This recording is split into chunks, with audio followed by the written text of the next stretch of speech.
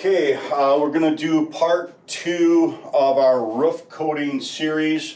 I'm going to get into the 2 types of coatings that I most often use and the pros and cons of each. Generally speaking, I like to use the silicone when it's a flat roof or negative pitch. What I mean by negative pitch is that there's ponding on the roof.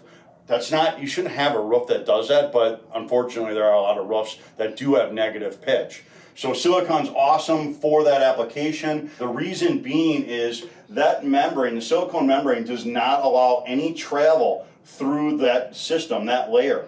It can withstand ponding water indefinitely. The problem with that is if you would have trapped water into that system, let's say you went over top of a system that had been leaking and didn't check it, it can't work itself way out. There is no osmosis. So what happens is you'll get bubbles in the system. It's common if you're doing shortcutting on your homework on this. So you gotta be very careful with silicone and using it in a negative pitch situation. But if you do your homework and you prepare the substrate right, it's a good product. The other product I use more often than not is the liquid EPDM. It's great for metal roofs and pitched roof systems. It can withstand ponding water within a day or two, let's say after a rain, and that would evaporate after a day or two. This is acceptable. But if you have anything more than that, you probably need to go to a silicone. Anything less, a liquid EPDM would be acceptable. In my experience, the liquid EPDM has better adhesion.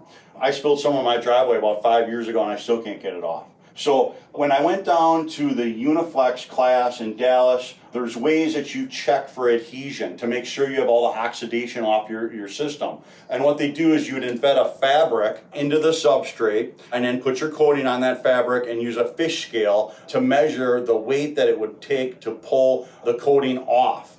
So there's scientific methods to check for adhesion.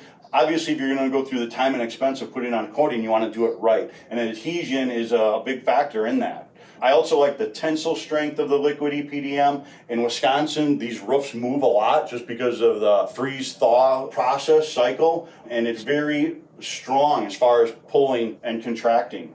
Generally speaking, it's cheaper than the silicone. We've had supply chain crises and silicone has skyrocketed, almost doubled in price. The liquid EPDM is available and it's pretty reasonably priced yet. So I like both systems. It just depends on what system you have. I'm happy to come and take a look. A lot of times I'll get out to a place and say, this is not a candidate for roof coatings. And I do that because I realize that it's going to be a problem down the road. So you may not have a problem manifest itself in a year or two, but in 5, 6, 7 years, you're going to get bubbling. You're going to have problems with it. So you have to be 100% sure that you have the correct ventilation, that you're not trapping in moisture, and you have an adequate substrate to be applying these coatings. So the days of chucking a truck coming to do an aluminum fiber on a trailer home, that's what you think of when a lot of people think of coatings. It's come a long ways. It's a scientific process, and if it's done correctly, it can be extremely effective in all ways. So give me a call. I'll be happy to come and take a look at your property. Thanks.